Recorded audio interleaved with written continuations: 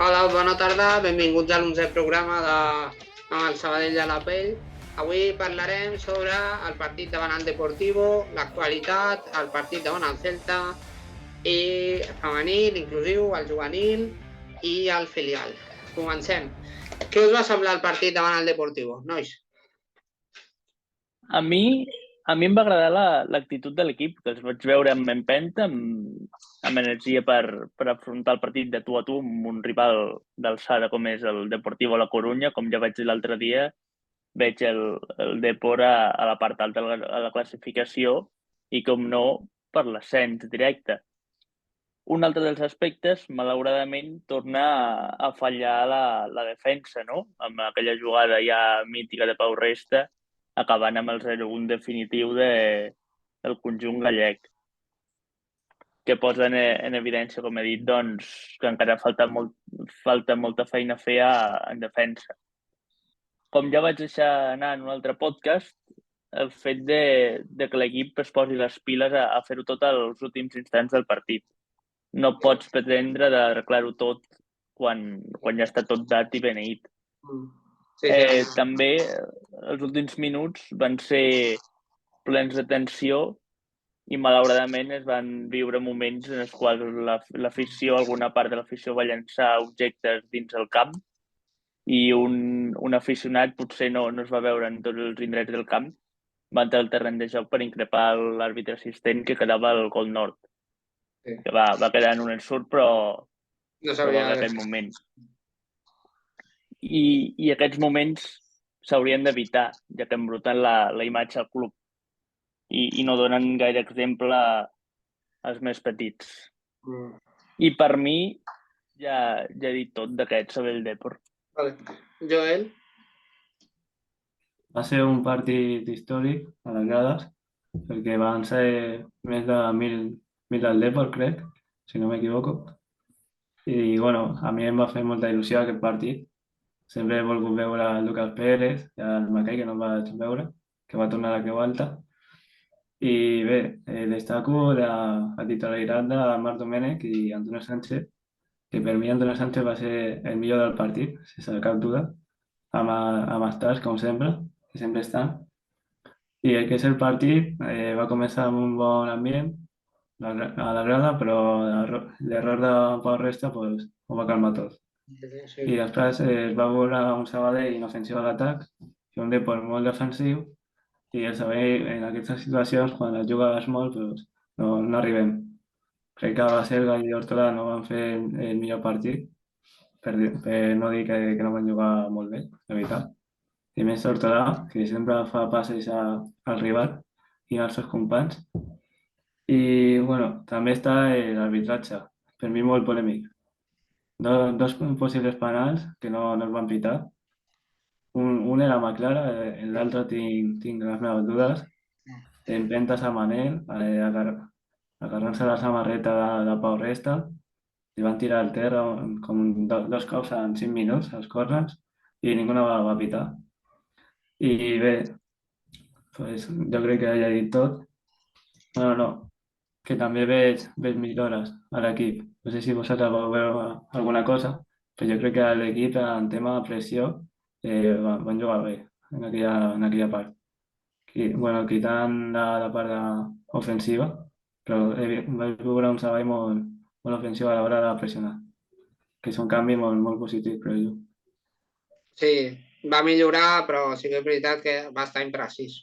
Sí, va estar com tractant de buscar aquestes centrades per atacar, però sí que és veritat que va estar fallon. I sobretot Herrera, que el paper de Cristian Herrera el veig com més secundari des que va marxar Pau Víctor. I això es comentava, que Pau Víctor potser li feia suport i l'ajudava, i aquí Herrera, des que s'ha marxat Pau Víctor, està una miqueta més fluix. I hauria de millorar.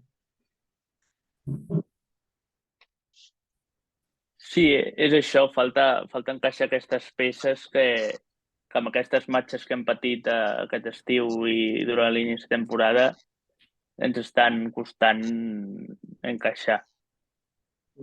A mi em preocupa una cosa, el tema Vladis, que no, crec que porta com 3 partits sense calentar. No sé s'ha passat alguna cosa, però a mi em preocupa que jugadors de la cantera no tinguin tant minuts com abans. Vlad i Sander... Bueno, Sander va jugar l'altre dia, però em preocupa. Vladis, Marruecos, crec que haurien de tenir més minuts amb el primer equip perquè són la determinació, ja que el club per la determinació que els jugadors o que la plantilla necessita per tirar endavant. Veurem dissabte. Passo al Sí, següent. agafant-me aquest punt que has dit de determinació d'aquest tuit tan sonat que ha agafat de repercussió del club, podrien haver triat alguna altra paraula per definir aquella imatge, perquè ara mateix diguéssim que no és el que defineix l'equip, la determinació. Esperem que d'aquí poc sigui, però avui en dia no és aquest. No, actualment la veritat és que no. No hi ha... No la trobo la determinació.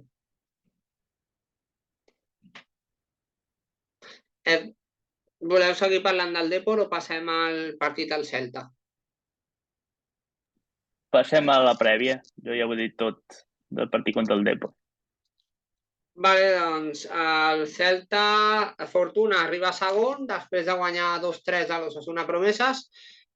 Tornem a trobar-nos un altre cop amb un rival que està a la part alta de la classificació. Això què significarà? Que estem bé, com el dia de la Ponferradina?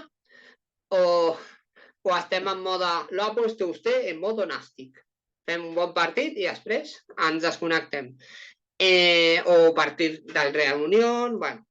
A veure com sortim a la gespa de Barreiro. Per cert, hem jugat una vegada contra el Celta, un filial a la Copa del Rei, quan ja havia filials de la Copa del Rei, als anys 70. Doncs el fet de tornar-nos a trobar amb un rival que es troba a només, que és un fet important, a només un punt del Nàstic, que és el que regna la competició, ha d'obligar els de Bufilla a sortir, a donar tot i més per continuar amb aquesta millora que van deixar veure l'altre dia al Temple i qui sap si emportar-nos els 3 punts o puntuar davant aquest rival que ara mateix està amb un objectiu com és l'ascens. I també volia destacar que és invicte. Aquestes darreres 5 jornades els gallecs no han perdut cap partit. O sigui que intensifica encara més el repte dels arlequinats aquest proper dissabte. A veure, de moment l'equip de Claudio Giraldez, que segueixo tenint la teoria de que Claudio Giraldez és família de Jonathan Giraldez, perquè els dos han nascut a Vigo i els dos són entrenadors. Família d'entrenadors, eh?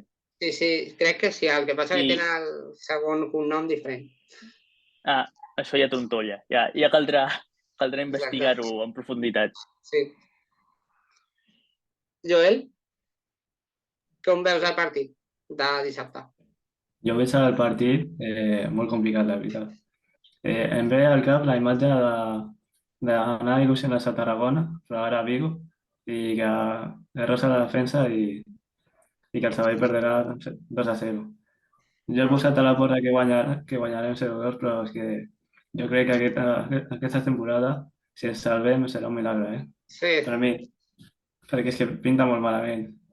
Jo intento ser positiu, però és que no puc. És que al calentament tu mires la cara dels jugadors i ja saps que no confiem, no tenim un tècnic amb experiència.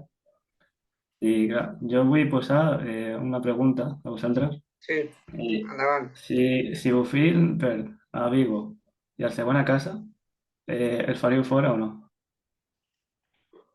No. No crec. En cap de les maneres. No? Torno a repetir la paraula que li dic a tothom, que podem anar canviant d'entrenador 10 cops, Que no que canviarà. la dinàmica no canviarà si és que els jugadors no posen el seu granet de sorra. Sí. I el que comentava Joel abans del descens. Jo també vull ser optimista, però més complicat. Veia la situació actual. És que, a més, és un equip que sempre ha lluitat amb el Depor en aquesta categoria pel playoff, i el Sabadell, en el moment que es troba, no crec que puguin fer res. Jo veuré el partit, però és que crec que serà un 2-0 i ja res a Déu, si és que existeix a la Creu Alta. Perquè un altre no queda ja. Però és molt complicat, molt complicat. Jo crec que al foc aquesta temporada no sortim. Amb el Terrassa, jo crec que la mateixa és molt negatiu. I ja està, jo, per mi, tampoc vull dir més. Sí, la veritat és que no dic que ens vacunarà Miguel Rodríguez, que és un jugador que ha fet fins i tot un gol amb el primer equip, però que l'he posat amb el seu nom perquè Miguel Rodríguez és un jugador del Celta B que m'encanta com a jugador, és un jugador que té el cabell molt llarg, bueno, és més o menys com Maridane, no sé, té el cabell llarg, i la veritat és que ja dic, ha debutat amb el primer equip, ha fet gols, i amb el Celta B s'ha sortit en molts partits, per tant, ojo, o sigui, podria ser una peça que com l'any passat va ser el Pau Martínez, el de l'Osasuna Promeses, que va ser un jugador que dèiem ojo, i Pau Martínez i l'Ivan Barbero. Aquest any pot ser un jugador complicat, el Miguel Rodríguez. A part que hi ha hagut jugadors del Celta que s'han anat a l'Andorra, per tant ja estem parlant en aquest cas d'una cantera que exporta jugadors bastant, bueno, si més no bons, promeses de futur. A veure. El Javi Gómez, el Sabadell. Javi Gómez, exacte. Sempre tenen jugadors molt bons, aquest filia. Sí, tinc aquí la plantilla i a veure si tinc aquí a Miguel Rodríguez. Sí, Miguel Rodríguez, mira, està al primer equip del Celta. La temporada passada va fer 8 gols amb el Celta Fortuna i un gol amb el primer equip del Celta. Venia la temporada anterior de fer-ne 11 amb el filial. 20 anys i sí, jugador de Vigues. Bon jugador, haurem d'estar vigilant-lo a ell. Què més voleu comentar del tema Celta o passem ja a altres accions? Passem a altres seccions. Jo només afegia això que deies dels jugadors destacables del filial del Celta Fortuna, que sabessin jornades de Copa, en aquestes eliminatòries, algun jugador d'aquests fa el salt al primer equip. Per mi tot dit, d'aquesta prèvia. És possible, perquè el Celta treu bastant dels seus jugadors. I res, que Marc Domènech avui ha dit que veia l'equip bastant convençut, que es pot capgirar la situació. A veure, confio que l'altre dia que ens va deixar bones sensacions les pugui continuar deixant. Tenim també un ex del Celta, com és Carlos Beitia. Ell coneix la cantera de Barreiro, així que esperem que ell sàpiga com aconseguir enderrocar aquest mur, Vigues. Doncs, sí. Pot ser que Bofill estigui aquí al Sabadell, però perquè la directiva encara està trobant un entrenador? O no? Com l'entrenador Pont? O no? Jo crec que les tres paraules. No hay dinero. Per això. És com l'entrenador Pont i fins que no hi hagi res, doncs, a tirar. Exacte. No hi ha diners. O sigui, hi ha, però la situació econòmica és complicada. Ja està. O sigui, no dic que no hi hagi diners, no vayamos a liar-la, però que la situació complicada està. I que si no, es canviaria d'entrenador i tindríem un altre entrenador a la banqueta. Però la situació està com està. Doncs passem ara a parlar del femení, que l'altre dia va aconseguir 2 empats a 2, un davant el Figueres, el primer equip femení, i l'altre davant el Fontsanta Fatjó al juvenil. Aquesta setmana el Fontsanta Fatjó serà el rival del primer equip femení i el Figueres, que va ser el rival del primer equip femení, serà el rival del filial masculí al mateix camp. Gran acte de presència que van tenir el femení i el partit al descans davant el Depor. No? Sí, moment molt emotiu. Per mi, el millor del partit, sens dubte. Del moment que Valero va fer l'entrega de la Copa, aquesta rèplica de la Copa de Reina a les jugadores actuals de futbol base Arlequinat i amb la presència dels membres d'aquell equip històric que va alçar l'autèntica Copa de Reina al Temple, ara fa 20 anys. Jo vull dir una cosa que em va semblar curiós. És que el masculí del Sabadell té 15 temporades a primera divisió i el femení crec que també. Les mateixes temporades, crec. Ho van dir per la megafonia. Sí, cert. Curiós. Mateix anys a primera, portem. A veure si això significa que el retorn d'un equip significa el retorn de l'altre. Nunca se sabe. A veure. Després, passem ara primer a parlar de l'inclusiu, que l'altre dia va faltar una miqueta de parlar i avui doncs li donem el torn. I després ja parlarem de juvenils i filials. Som-hi!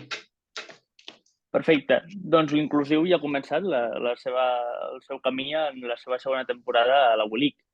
Ho han fet amb 2 derrotes.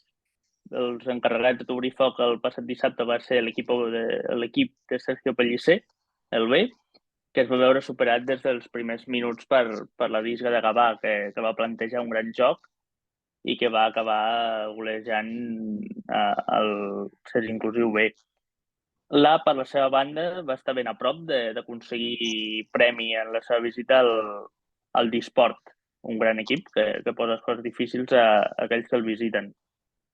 El conjunt dirigit per Joan Rodríguez va saber plantar cara des del primer minut, fins i tot provocant que la distància al marcador en tot el partit fos mínima. I aquest proper cap de setmana, tots els 2 equips del CES Inclusiu que participen en la WeLeague tindran jornada de descans. I si voleu saber-ne més, properament trobareu tots els detalls d'aquesta primera jornada d'A i B a la nostra web, a Sentiment Arlequinat. I per suposat, cada jornada tindreu un resum també aquí al podcast. Perfecte. Vale, doncs tanquem parlant del juvenil masculí, que va guanyar el passat cap de setmana 4-3 al Cornellà en un partit boig. Al principi va començar guanyant, després va empatar el Cornellà, després el Cornellà va remuntar, després de la remuntada del Cornellà el Sabadell va fer el 2-3, després va empatar 3 i després Izan Bicho està muy loco. ¡Ay, mi madre! ¿Qué es este animal? Va fer el 4-3. Al minut lesionant-se. Bueno, un partit bojíssim. Després va arribar el filial, encara millor, però llàstima va perdre 2-3. Muchos penaltis durant la tarda. Menys algun que no es va evitar la nova Creu Alta. Opinions? No vaig veure el partit, però som molt partidari. M'agraden molt els partits de bojos, de 3-4, 4-3. M'agraden molt. Hauria d'anar algun cop a veure el filial, de veritat. Vaig anar només un cop la temporada passada. I suposo que algun dia em passaré, Miquel. Està molt bé. I el Sabadell també hauria d'anar. Sempre dic que hauria d'anar de l'ambient, que dic que no hi ha, i jo no he anat mai la meva vida. O sigui, hauria de canviar això. Doncs, endavant. T'esperem a Olímpia, nostra segunda casa. Sí, la veritat és que vaig narrar el gol del juvenil, el primer, així de casualitat. Tinc aquí el vídeo i com dic, va ser molt curiós, no? Perquè primers segons de partit, conducció, gol, alia càmera, alia l'alia i Miquel narra la càmera. Se podria todo... Però sí, el titular podria ser alia l'alia. Jo és que també he vist partits molt ansiosos i està molt bé. He arribat a veure partits de remuntades en 5 minuts, de 3-0, i Hòstia. és una locura, els partits aquests. El Real Madrid prenent nota, com dient, remontar en 5 minutos. Vale, apuntado sí. para el clásico. No, però sí, a Sant Genís va ser contra el líder al seu camp, minut 90 i en 5 minuts 2 gols. El partit va acabar 3-2, crec. Partits molt apassionants que a mi m'encanten, sobretot si són a favor. Si són en contra, no. I després tenim un Real Madrid-Castilla-Sabadell, que mira, us en deixaré aquí un vídeo del partit del Real Madrid-Castilla-Sabadell que van quedar 2-3. Si el vídeo em deixa pujar-lo, perquè ja sabem com són això dels drets d'autor, que van quedar 2-3, el Sabadell va remuntar un 2-0 al Castilla. Aquella mateixa temporada li va guanyar 3-2 al Barça B, remuntant també. Un gol del... Sí, que el va fer Thiago Alcántara. Sí. Va ser temporada de remuntades, no? Crec. I tant. De la Creu Alta. Sí, totalment. De l'Sporting, el Racing, crec que també. Sí, l'Sporting va quedar 4-3, el Racing... 3-3, crec, o per allà, no sé. Em sembla, el Racing 3-2, unes temporades més tard, però sí, 3-2. La veritat és que va ser una temporada bastant impressionant. Les 4 que van viure a segona van ser impressionants. Bueno, l'última no tant, però... No, l'última no. Això segur. Doncs, tens alguna cosa més a comentar? Jo és que crec que ja he comentat tot. Vale. Bueno, espero que el Sabadell torni a guanyar, perquè si no... Això esperem... La paciència s'agota una mica. Esperem guanyar dissabte, si us plau. Jo sóc del Sabadell. I vosaltres? No, sí, jo també, però arriba un moment és que no em fa ni il·lusió de pillar la Creu Alta, la veritat. Perquè sé que m'espera i no. No. Dius, ui. Ara els rivals abans els hi feia por trepitjar la nova Creu Alta. Ara són els aficionats els que els hi fa por. Sí. I són 3 jornades complicadetes.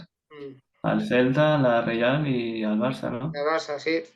Després el Lugo. I després Teruel. Lugo i Teruel, sí. 5 partits. Jo crec que si el Sabadell no guanya cap d'aquests, bufia al carrer. Això segur. Encara que siguin els jugadors, alguna cosa s'ha de fer, no podem fer més el ridícul. Si arribem a la primera volta en descens, és que baixem, i està demostrat. La dinàmica s'ha de canviar. L'equip que arriba en descens en aquesta categoria acaba descendit al final. Així que... Això segur, hem de tirar cap amunt. Sí. Que anava a dir, sí, que dissabte espero donar sort al Sabadell allà per Terres Gallegues, que visitarem Balaïdos, farem un tour per Balaïdos abans de visitar Barreiro. Per tant, bueno, espero que l'esperit de Iago Aspas o l'esperit de, no sé, jugadors arlequinats que hagin estat al Celta, com per exemple Carlos Beitia, doncs li donin o que estan al Sabadell, ja van passar pel Celta, com també Javi Gómez, li donin al Sabadell aquesta força i aquest empeny per guanyar. Molta sort, Ja abans d'acabar vull dir que el Depor ha guanyat un partit contra nosaltres i està ara a 4 punts del playoff.